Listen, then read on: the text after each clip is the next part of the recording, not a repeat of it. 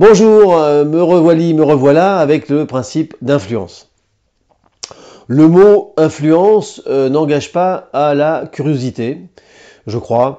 En tout cas, j'ai vu beaucoup de personnes qui, quand je parle d'influence, faisaient un peu la grimace, étaient plutôt réfractaires à explorer le sujet.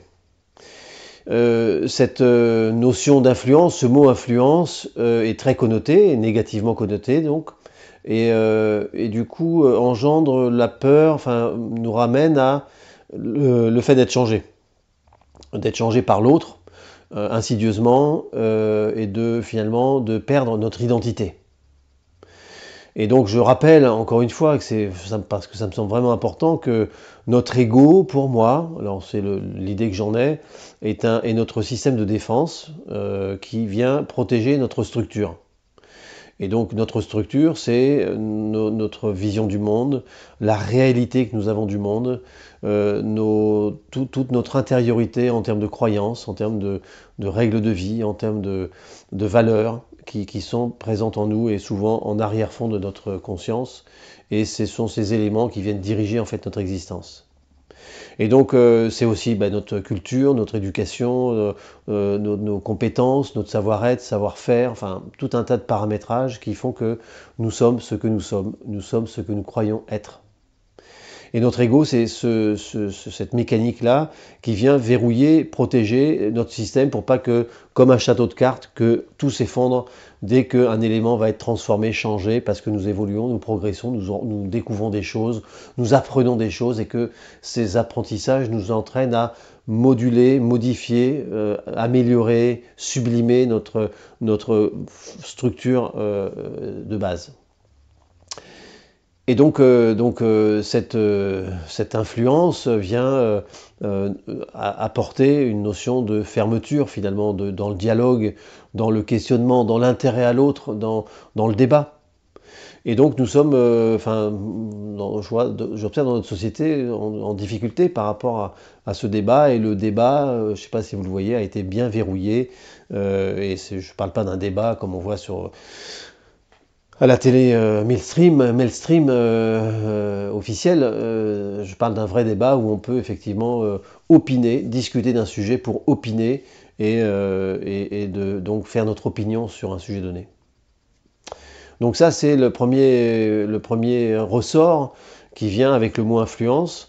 Et ce mot vient finalement se confronter, se frictionner avec notre réalité objective de la relation. La relation, l'espace relationnel est un espace ouvert, un espace de rencontre avec l'inconnu que représente la situation, l'environnement immédiat, le moment présent, et aussi l'autre, notre interlocuteur, notre interlocutrice, qui est un extraterrestre, encore une fois, qui est dans un modèle du monde, d'une planète différente de la nôtre, et que nous devons apprendre à fonctionner avec cet autre et à comprendre comment il fonctionne à minima. Et en tous les cas, nous avons nécessairement à poser des accords relationnels entre nous pour poser un cadre où nous allons pouvoir fonctionner avec des règles du jeu qui vont être posées en vrai, avec des mots, pour que chacun puisse comprendre ce que veut l'autre, voilà, et qu'on puisse finalement fonctionner ensemble.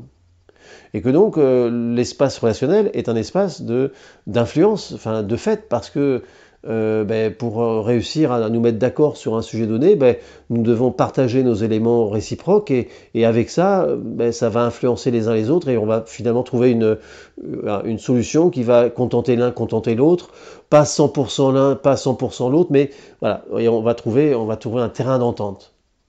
Et c'est ça en fait l'influence, le cœur de l'influence dans l'espace relationnel que nous vivons. Et donc cette influence, elle est donc naturelle, elle est omniprésente, on ne peut pas ne pas être influencé, quelle que soit la situation, puisque nous avons un sonar, donc moi je pose le mot sonar pour manifester le fait que quand vous rentrez dans une pièce, dans des gens, je sais pas, dans une salle d'attente par exemple chez un dentiste ou chez un médecin, vous avez un sonar qui vient sonder les gens en présence, et du coup par rapport aux gens en présence, vous allez vous asseoir plutôt à droite, plutôt à gauche, enfin voilà, ça va vous informer, ça va vous donner une certaine énergie, c'est oui, non, je reste, je m'en vais, enfin bon. Et donc cette fonctionnalité nous invite finalement à à comprendre que nous sommes en permanence influencés par les... Regardons ce qui se passe, ne serait-ce qu'au niveau du printemps, quand le printemps arrive, les oiseaux piaillent dans tous les sens, la chaleur, une douce chaleur arrive, euh, les arbres commencent à bourgeonner, la lumière commence à reprendre son espace, sa grandeur, sa dimension. Et donc du coup, nous pouvons être influencés par cet événement extérieur. Comme nous pouvons être influencés par la lune, comme nous pouvons être influencés par une balade en forêt, comme nous pouvons être influencés par des amis qui, juste avant l'apéro, se sont très durement fâchés, et du coup on peut mesurer l'ambiance un peu délétère qui existe dans le moment présent, alors que tout devrait être plutôt sympa, ben là ça coince. Et donc nous pouvons être influencés par tous ces éléments-là. Donc l'influence, elle est naturelle, elle est omniprésente, et elle est réciproque. Réciproque dans le sens où il n'y a pas de monopole dans une relation de l'un sur l'autre. Et s'il y avait ce monopole, cette influence qui est unidirectionnelle de l'un sur l'autre, ça serait une relation de pouvoir. Donc si nous voulons de belles relations, nous devons intégrer que l'influence est réciproque, et si nous manquons de compétences ou de capacités par rapport à cette possibilité d'influence, eh ben nous devons déjà y réfléchir, savoir qu'est-ce qui nous repousse dans ce mot, enfin, et de l'intégrer dans notre logiciel. Et nous devons aussi, dans l'aspect réciprocité, nous devons prendre aussi la mesure de ce que notre société, de ce que nous faisons de notre société et de notre vie collective. En regardant les distributeurs automatiques qui se déploient de plus en plus dans tous les sens. Regardons les radars automatiques, regardons tout ce qui est automatisé pour souvent nous sanctionner ou nous servir selon, mais des robots finalement, des machines qui n'ont aucune donnée de rapport à l'autre. Et donc nous sommes soumis finalement au pouvoir de la machine. Si la machine est en panne, on fait quoi? On fait comment? Eh ben, on a un numéro de téléphone. Et donc il faut attendre lundi ou mardi, parce que si la carte bancaire a été mangée le samedi soir, eh ben, il faut attendre le mardi pour avoir la banque, enfin, pour avoir un service. Enfin, c'est compliqué, et du coup nous sommes face à une situation que nous ne pouvons pas gérer dans le temps qu'un humain pourrait gérer avec nous et pour nous. Et donc nous pouvons mesurer que cette relation à la machine vient finalement prendre le pouvoir sur nous. Parce qu'on n'a pas d'influence. Si on n'a pas d'influence, ben on n'a pas le pouvoir, mais c'est l'autre qui a le pouvoir.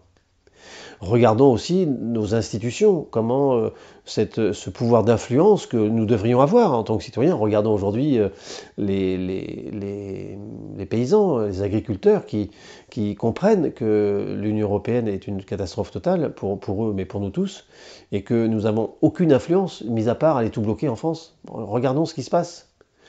Nous sommes dans cette situation parce que nous acceptons des relations où l'influence est unidirectionnelle. Et qu'en tant que citoyens, nous n'avons plus aucun pouvoir, nous n'avons jamais eu beaucoup de pouvoir, mais nous avons un pouvoir extrêmement réduit, enfin, quasiment à zéro. Donc ce sont des éléments, enfin, mesurés. J'espère que vous mesurez l'importance de cette influence qui est là dans la relation et qui est fondamentale finalement. Sinon, nous arrivons dans une société totalitaire. Nous rentrons dans un monde totalitaire. Enfin, il faut prendre conscience de ça. Le deuxième élément central que j'aimerais poser, c'est le mot manipulation.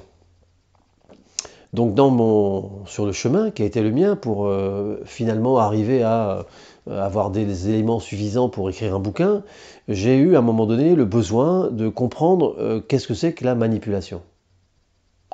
Je ne savais pas du tout ce que c'était. On me parlait de manipulation mentale, de secte, de démarche sectaire. Donc je m'intéressais à savoir, est-ce que j'étais manipulé moi-même? Est-ce que nous étions tous, nous, manipulés dans notre société? Est-ce que je manipulais moi-même sans le savoir? Parce que je ne sais pas s'il y a des critères, peut-être que je suis un manipulateur. Et donc comment je pouvais me protéger d'une éventuelle manipulation, enfin essayer de comprendre comment ça marche. Et du coup, j'ai passé quelques heures sur Internet à lire et à écouter tout un tas d'informations fort intéressantes. Mais à la sortie de cet exercice, eh bien, j'étais complètement perdu, complètement confus, parce que le mot influence arrivait dans l'explication de la manipulation, on nous parlait d'influence, on nous parlait d'émotion, on nous parlait tout un tas de choses, de nombreux critères dans tous les sens, et que du coup, je ne savais pas du tout à quel moment je suis manipulé, et donc des spécialistes en manipulation pouvaient nous recevoir pour nous dire si oui, dans ce cas-là, on était manipulé ou pas. Et ça me paraissait franchement hors sol. Je ne comprends pas qu'on puisse pas expliquer simplement et clairement un mot, manipulation. Donc ça a duré quelques semaines, quelques temps, et puis à un moment donné, j'ai choisi, avec tout ce que je vous avais raconté précédemment sur l'influence, j'ai choisi d'installer, finalement, de scinder les deux, de mettre d'un côté le principe d'influence, et de l'autre côté, j'ai ouvert un espace que j'appelle la relation de manipulation. Et donc, pourquoi relation de manipulation? Parce que je ne trouve pas juste, quand j'entends des personnes qui viennent pointer du doigt, ils ont vécu une situation extrêmement désagréable avec quelqu'un, ce quelqu'un s'est octroyé d'une liberté que l'autre n'a pas supportée, n'a pas voulu accepter. Cet autre, donc la personne qui était mécontente de la relation, finalement pointait du doigt l'autre, le jugeait, le critiquait dans sa façon de faire, dans sa façon d'être, etc. Mais elle n'a pas perçu qu'en pointant du doigt l'autre, il y a trois doigts qui la pointaient elle. Et du coup, c'est trop injuste, ça manque de justesse en tous les cas, de considérer que l'autre est entièrement responsable dans la relation de ce qui s'est passé. Nous avons une part de responsabilité dans notre manière de réagir à ce qui s'est passé. Et si la personne n'a pas su dire non, n'a pas su se positionner, n'a pas su se connecter à elle pour savoir ce qu'elle vivait à ce moment-là, au moment présent, oui, j'aime pas, non, j'aime pas, qu'est-ce que je fais avec ça? Et donc d'agir dans l'interaction pour qu'elle puisse se réaligner sur son axe et se respecter dans ses convictions, eh ben, elle a sa part de responsabilité. Parce que si elle avait géré cette situation d'une manière plus juste pour elle, elle aurait été en capacité, ou pas peut-être, mais elle aurait pu apprendre de cette expérience pour retrouver la capacité de se positionner en disant non, je n'accepte pas ça, j'aimerais qu'on fasse autrement et de gérer la situation d'une autre manière. Ça veut dire que la relation, elle nous ouvre en fait un espace qui est effectivement égalitaire, et qui invite en fait à récupérer la responsabilité que nous avons dans la relation et que nous partageons avec l'autre. Donc nous avons 100% chacun de notre potentiel et de notre expression, capacité de communication, et nous partageons 50-50 dans l'espace relationnel que nous avons à vivre avec l'autre.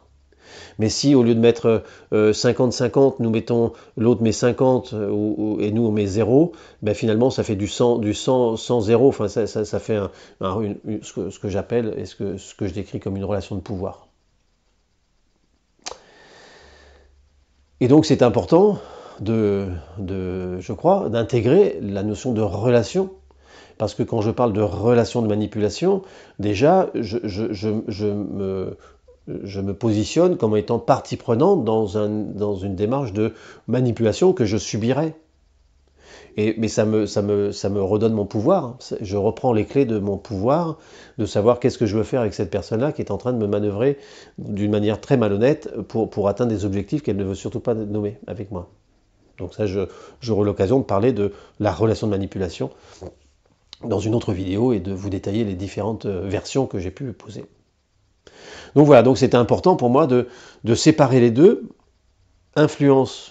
principe d'influence d'un côté et relation de manipulation de l'autre. Et l'avantage, c'est que ça me permet d'éclairer les deux et d'accueillir plus facilement l'influence et de me protéger de la manipulation. Donc finalement, j'obtiens ce que je veux.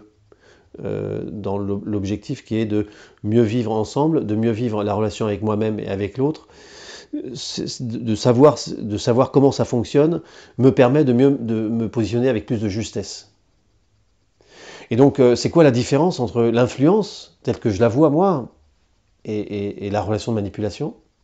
C'est que en fait, l'influence se voit, se manifeste, s'exprime d'une manière non verbale, de manière toute dans l'arrière-plan de ce qui a été dit. Nous pouvons percevoir que la personne, elle veut nous embarquer à droite ou nous embarquer à gauche, et qu'elle veut nous imposer finalement quelque chose, mais sans le dire. Nous pouvons aussi voir une influence qui est intègre, hein, donc ça ramène la notion d'influence, mais dans le côté positif et le côté négatif, ou le côté bon et mauvais, on va dire.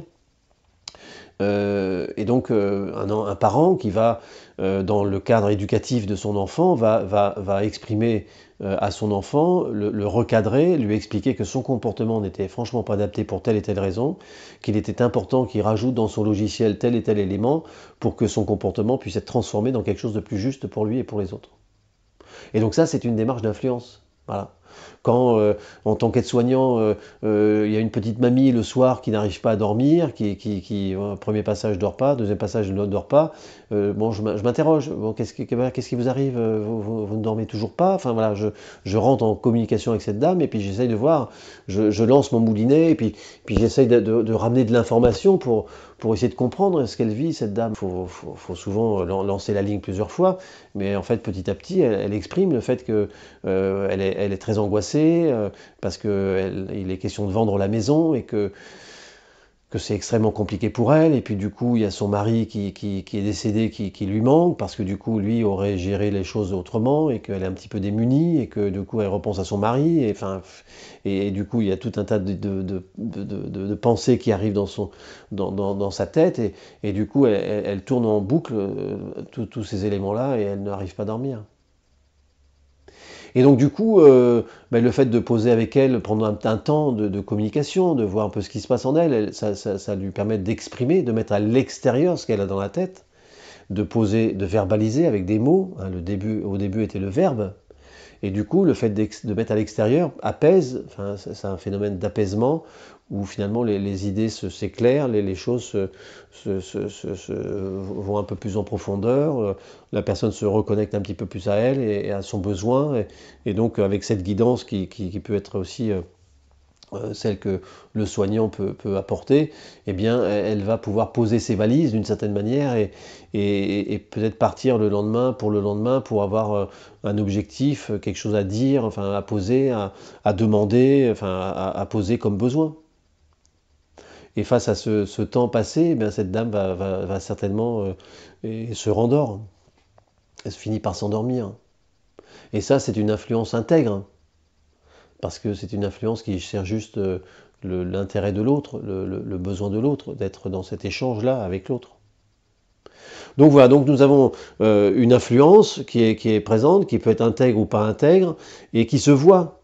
Quand votre vendeur, vous avez un vendeur, vous voulez acheter je sais pas, un radio-réveil de couleur, rond, plutôt fun, sympa, avec des sonnettes différentes, et que votre vendeur il vous ramène toujours au même radio-réveil gris ou noir, et qui est pas fun, et qui n'a pas de sonnette sympa, vous percevez bien qu'il veut vous vendre ce truc-là. On le voit bien, on le sent. Qu'on soit principal interlocuteur en direct, ou qu'on soit observateur, on voit bien l'influence, on voit bien où la personne veut nous emmener. On voit bien quand quelqu'un essaye de nous culpabiliser sur telle et telle chose, ou qu'on pense à nous critiquer, on voit bien ce qu'elle veut dans quel domaine elle veut nous emmener, dans quelle direction elle veut nous poser. Donc l'influence se voit, se manifeste. Ça, c'est l'influence, alors que la relation de manipulation est une relation triangulaire qui permet, qui autorise le manipulateur à cacher l'intention, l'objectif premier, ses besoins dans l'espace relationnel avec l'autre. Et grâce à cette relation triangulaire, c'est possible. Il est possible finalement d'atteindre, pour des manipulateurs, d'atteindre un objectif sans que cet objectif soit formulé clairement à son interlocuteur. Donc c'est vraiment atteindre un objectif dans le dos des gens, dans leur dos, mais dans leur dos de manière insidieuse, de manière discrète, de manière invisible. Et donc c'est une richesse. Enfin, pour moi, c'est une richesse absolue de savoir comment ça fonctionne. Donc après, il y a 3 versions, hein, il y a plusieurs versions. Et donc de comprendre comment ça fonctionne, voilà, pour moi, c'est enfin, une richesse absolue. Je comprends, des fois il me faut un petit peu de temps parce que c'est très insidieux, des fois c'est totalement inconscient, donc il faut faire la part des choses aussi. Mais c'est extrêmement intéressant de mesurer comment ça fonctionne. Et du coup, je suis un peu plus en capacité de me protéger de ce genre de choses, de ce genre de relations. Et dès que quelqu'un me met en relation triangulaire, pop, pop, pop, pop, pop, pop, je suis très en alerte et je veille à refuser ce genre de relation à trois, relation triangulaire, avec le sauveur, la victime et le persécuteur. Donc voilà un petit peu ce que je voulais vous dire sur ce principe d'influence qui me semble vraiment important d'intégrer, de comprendre et de poser dans son espace relationnel, dans sa dynamique relationnelle, d'intégrer le mot dans notre esprit, comme le mot souveraineté. Je vais très vite venir à ce mot, dans cette valeur qui est pour moi essentielle. Et c'est vraiment des valeurs fondamentales que nous devons intégrer dans notre logiciel, dans notre esprit. Nous devons retrouver ces éléments, ces éléments de langage, parce que si nous ne les avons pas, nous sommes perdus.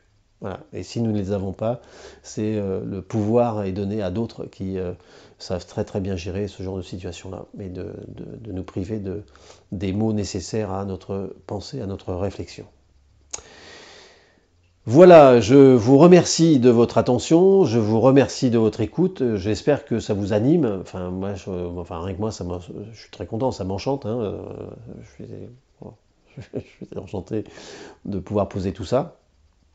Je vous invite donc à liker, apprécier, partager, en parler avec des amis, ouvrir le sujet de l'influence, enfin, discuter, ouvrez le débat, regardez ce que ça vous fait. À chaque fois que je l'observe pour moi, à chaque fois que quelque chose se passe dans la relation avec quelqu'un, eh bien j'ai mon ego, je sens mon ego qui verrouille, qui coince et qui veut se protéger, qui veut manifester qu'il a raison. Et en fait, voilà. Le fait de savoir me permet d'accueillir ce mouvement intérieur-là, cette protection, ce fusible-là qui veut lâcher avec force. Et donc d'accueillir ce qui vient et puis de dealer, de voir un peu si effectivement ce que me dit mon interlocuteur ou mon interlocutrice est juste ou pas, et de voir quelle est la part de réalité qui est la mienne et pourquoi. Enfin, et ça me permet en ce qui me concerne, ça me permet de mieux vivre la relation à l'autre et de mieux vivre la relation à moi-même aussi. Je vous dis à bientôt avec le principe de miroir. Prenez soin de vous. Au revoir.